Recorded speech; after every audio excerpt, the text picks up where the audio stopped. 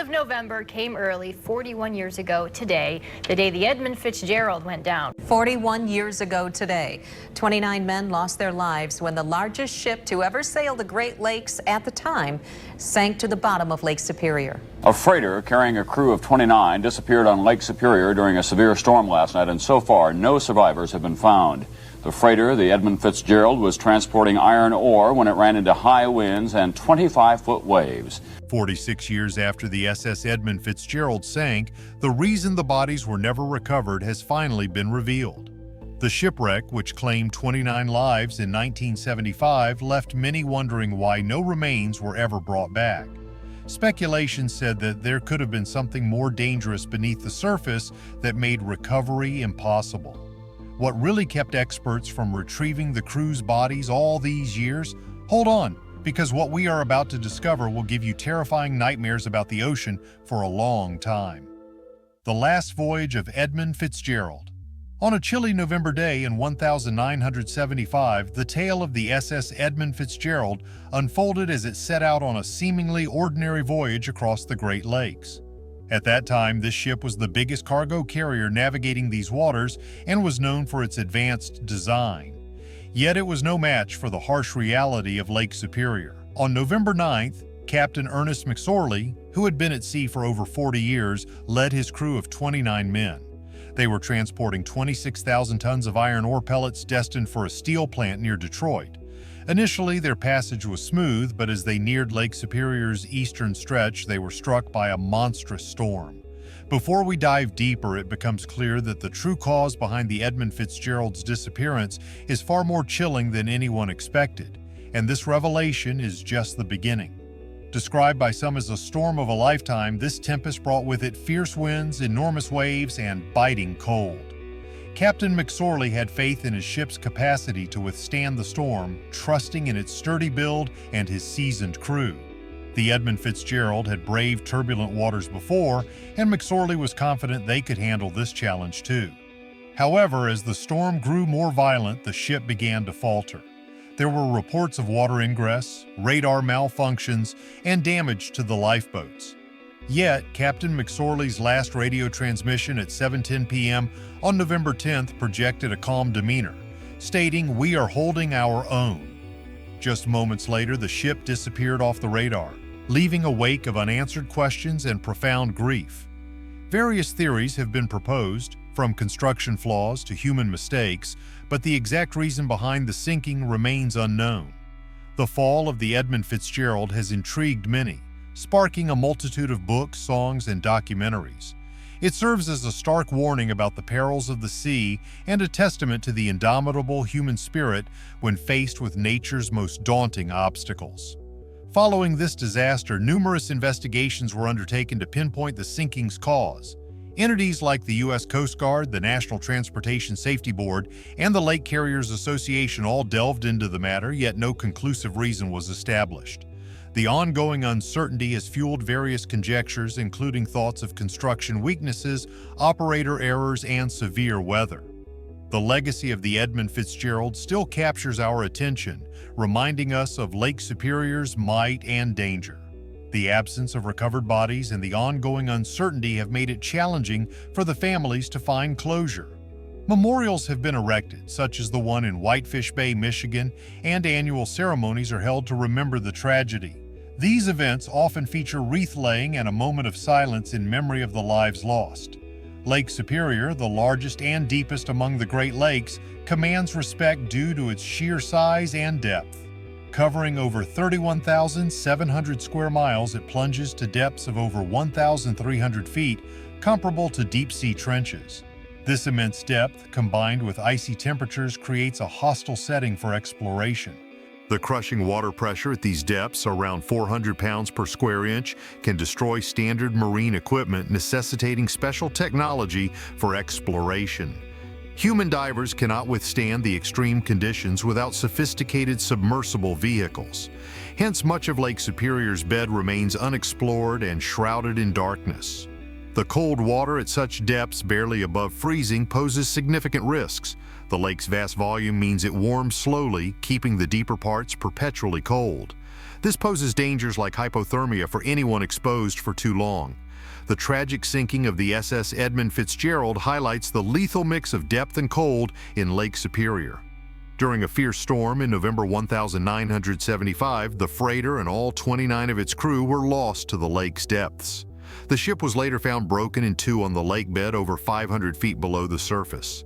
The cold at that depth would have quickly caused hypothermia, making any rescue efforts futile. The storm was over, but the dark waters still hid the crew's fate, leaving behind new questions about what really happened in those final moments. Trapped in the depths. Lake Superior's daunting depth and unpredictable weather make recovery operations almost impossible. The Edmund Fitzgerald's wreckage was located using sonar, but the extreme conditions hindered any effort to retrieve bodies or further investigate the sinking. The chilling, dark waters and immense pressure pose substantial challenges, making this lake a perilous environment for any who dare to challenge its depths. Lake Superior's vast size and deep waters mean that it takes a really long time for all its water to get refreshed, nearly 200 years in fact. This slow refresh rate affects how nutrients and pollutants move around in the lake. The deeper parts often stay untouched by what happens up top. The colder, heavier water at the bottom doesn't mix much with the warmer water at the surface, creating stable layers that can stick around for ages. The disappearance of the crew from the Edmund Fitzgerald is still a deeply troubling event. Not one body was found, and the wreckage showed no signs of a fight or escape. It's like they just vanished, leaving behind a whole lot of sadness and tons of unanswered questions. Some folks think that the intensity of the sinking and the storm might have trapped the crew inside the ship. This idea is somewhat supported by the way the front of the ship is stuck deep in the lake bed, suggesting a very forceful crash that might have blocked any escape routes. Another thought is that the crew, all confused and slowed down by the cold, were swept away by the strong currents, possibly getting tangled up in the debris of the ship. The currents in the lake are really strong, sometimes hitting speeds of up to 3 knots. It's likely that the crew couldn't escape the sinking ship and were carried away, their bodies lost to the depths forever. Even with today's fancy tech, getting down into those depths all covered in silt and debris is super tough. That means finding any bodies is pretty much impossible. The lake's got a lot of other shipwrecks too, each with its own sad story. The Edmund Fitzgerald is just one of many ships that have gone down in the Great Lakes, reminding us just how unpredictable and dangerous the lake can be. The aftermath of the Edmund Fitzgerald tragedy led to some serious changes in shipping rules and safety measures, all aimed at preventing similar disasters. Over the years, a bunch of investigations were carried out by the U.S. Coast Guard, the National Transportation Safety Board, and the Lake Carriers Association, but they never really figured out exactly why the ship sank. This lack of clarity has led to all sorts of theories, from problems with the ship itself to human errors and extreme weather. Despite all the research and digging into what happened, the exact details of the tragedy are still a big question mark. The story of the Edmund Fitzgerald keeps reminding us about the power of Lake Superior and the importance of respecting the dangers of the sea and the resilience of people in the face of nature's biggest challenges. The tragedy really hit the crew's families hard, leaving them with lots of unanswered questions and making it tough for them to find closure. In recent years, there's been more effort to remember the Edmund Fitzgerald and its crew. There's a memorial over in Whitefish Bay, Michigan, and every year they hold a ceremony with a wreath laying and a moment of silence to honor the crew members who died. The story of the crew has also been captured in songs and books. Gordon Lightfoot's song, "The Wreck of the Edmund Fitzgerald," is a touching tribute to the crew and their families, telling the story of the tragedy and the ongoing questions, and it's become a classic in Canadian folk music. A lot of books and documentaries have also been made about the tragedy and what followed, keeping alive the memory of the dangers of the sea, the unanswered questions about the crew's disappearance, and the chilling, unforgiving waters of Lake Superior that seem unwilling to let go of the souls lost in the Edmund Fitzgerald tragedy. 20 years after the tragic sinking of the Edmund Fitzgerald, a remarkable discovery was made. On July 4, 1995, a team led by Canadian doctor and deep-sea explorer Joseph McInnes started an expedition to find and document the ship's remains. They had been planning this for years, using top-notch sonar and submersibles. After several days of searching, they finally found the wreck at about 530 feet deep, around 17 miles northwest of Whitefish Bay, Michigan. Years later, with better technology, a long-awaited discovery at the bottom of the lake would show something even more chilling than the sinking itself: hidden bodies in icy depths. When they explored the wreck, they found something amazing: the bodies of the crew, incredibly well preserved and still in their uniforms. They found them throughout the ship, some sitting in the dining area, others in their sleeping quarters, and a few on the deck. The extreme cold and low oxygen at that depth had slowed down the natural decay process a lot. This discovery was a mix of sadness, respect, and closure for the families who had been waiting for answers for 20 years. The crew meticulously recorded both the wreckage and the remains, carefully avoiding any disturbance as a sign of respect for both the crew and their families. This discovery provided some resolution for the relatives and the local people, but also introduced fresh queries regarding what led to the ship's sinking. Consequently, the inquiry was resumed, sparking fresh hypotheses such as the potential for structural faults or an unusual large wave. As the news of this discovery spread, it rekindled public fascination with the tale of the Edmund Fitzgerald. A variety of documentaries, books, and articles cast new insights on this calamity, with media coverage becoming widespread. After 20 years of uncertainty, the families finally viewed the wreckage footage, gaining some solace in knowing their loved ones rested peacefully. This revelation rekindled a deep appreciation for the crew's bravery and their ultimate sacrifice. The story of the Edmund Fitzgerald transformed into a potent symbol of the perils those on the Great Lakes endure, highlighting the critical need for stringent safety measures and responsible behaviors within the maritime sector. Over time, the ship has come to symbolize remembrance, honoring those who perished at sea. This narrative continues captivating people through various books, documentaries, and movies, keeping audiences engaged to this very day. The waters of Lake Superior are notoriously fierce, deep, icy, and relentless. This lake's unique blend of chilling temperatures, vigorous currents, and unforeseeable weather conditions mark it as a daunting challenge, even for the most seasoned mariners. The sinking of the Edmund Fitzgerald stands as a stark example of the lake's merciless nature, a disaster that is woven into the folklore of the Great Lakes. In Lake Superior, the frigid temperatures stall the natural decay process, meaning remains submerged in these waters might never emerge. In warmer waters, decomposing bodies typically float to the surface due to gases forming inside them. However, the icy grip of Lake Superior may keep bodies pinned to the seabed, preserved by the cold and anchored by their sodden attire and equipment. The formidable storm that sank the Edmund Fitzgerald deserves immense recognition. With wave heights reaching up to 35 feet, it's conceivable that any bodies that did surface were rapidly reclaimed by the lake, disappearing forever. This poses a haunting inquiry. How many additional vessels and sailors has Lake Superior swallowed, their remains forever hidden? Lake Superior's notoriety as a perilous and unpredictable water body is rightfully earned. Its depths are littered with numerous wrecks, each recounting its own sad tale of loss and despair. The chilling waters, robust currents, and capricious weather render it a formidable entity, demanding utmost respect. The water temperature in Lake Superior seldom climbs above 40 degrees Fahrenheit, even during summer, which hinders the decay process and makes it tough for remains to surface. Moreover, the depths of Lake Superior exert immense pressure. This intense pressure at the lake's bottom prevents air pockets from forming inside submerged bodies. Even if a body were to float up, it would likely be dragged back down by the weight of the water. The storm that claimed the Edmund Fitzgerald illustrates the lake's unpredictability and might. With towering 35-foot waves, even the skilled and seasoned crew had little chance against the tempest's wrath. As years pass, the legend of the Edmund Fitzgerald only grows stronger.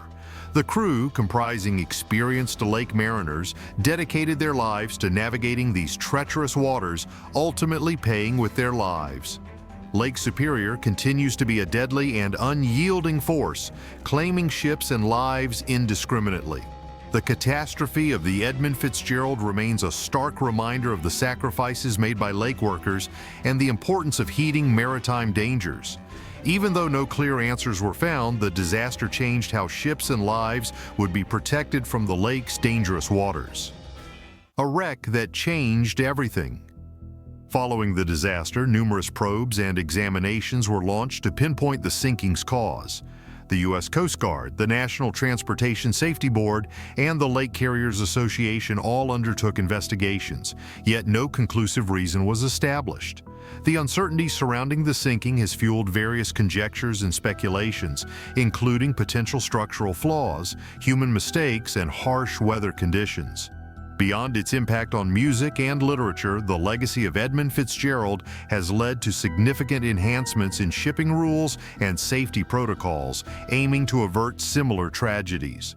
With its reputation for claiming numerous ships and lives, one might ponder, how many other vessels and crew members has Lake Superior claimed, their bodies forever lost? The sinking of the SS Edmund Fitzgerald on November 10, 1975, left a profound impact on the relatives of the 29 crew members who died. The absence of recovered bodies has been a continuous reminder of the uncertainty and tragedy that shrouded the ship's final moments. For the grieving families, the absence of bodies meant funerals without closure. The usual mourning rituals which offer solace and closure were inaccessible, leaving them with a void filled with unresolved mourning. The Edmund Fitzgerald has become a symbol not just of a lost ship, but of lost men whose destinies remain unknown. This tragedy also significantly influenced maritime practices in the Great Lakes, leading to pivotal changes in shipping regulations and safety measures aimed at preventing similar disasters. While these adjustments have enhanced safety standards and reduced accident risks, they provided little comfort to the families mourning their lost ones on that fateful night, leaving them with lingering questions and enduring sorrow. After the heartbreaking event, the family members of the crew found it really tough to accept what happened. Since there were no bodies to bury, they missed out on the usual ways people say goodbye when someone dies. They did have funerals, but without being able to actually bury their loved ones, it felt like something was missing. Not having a body left a big gap that no memorial service could fill. A lot of families tried to find some peace by holding these services, hoping it would help them feel a bit better. They also put up monuments to remember the crew, and they started having yearly events to keep the memory of the incident alive. But even with all these efforts, they still couldn't find the comfort that comes with understanding exactly what happened to their loved ones. As time went on, the families kept looking for answers. They asked for more investigations and talked to experts, hoping to get some kind of explanation for the awful event, but they never really got the answers they were looking for, leaving them feeling really sad and helpless. The sinking of the Edmund Fitzgerald really shook up the shipping world. This sad event made it clear that better safety rules were needed. In response, the U.S. Coast Guard and other organizations decided to make some changes to make sure this kind of accident was less likely to happen again. They introduced new safety equipment that was even better than before. Although the Edmund Fitzgerald had some of the best safety gear at the time, it wasn't enough to prevent the tragedy. Now, ships are required to have even more high-tech safety tools. Another big change was in how weather is predicted. The storm that caused the Edmund Fitzgerald to sink was a major factor in the disaster. So they worked on making weather forecasts more accurate to give better warnings about bad weather. This tragedy also led to new rules about how ships should carry their cargo. The Edmund Fitzgerald was carrying iron ore pellets, which made the ship more likely to flood. Now, there are rules that make sure cargo is stored in a way that makes flooding less likely. Could there be more to the Edmund Fitzgerald disaster, something authorities haven't told us? Tell us your thoughts and don't forget to like and subscribe for more.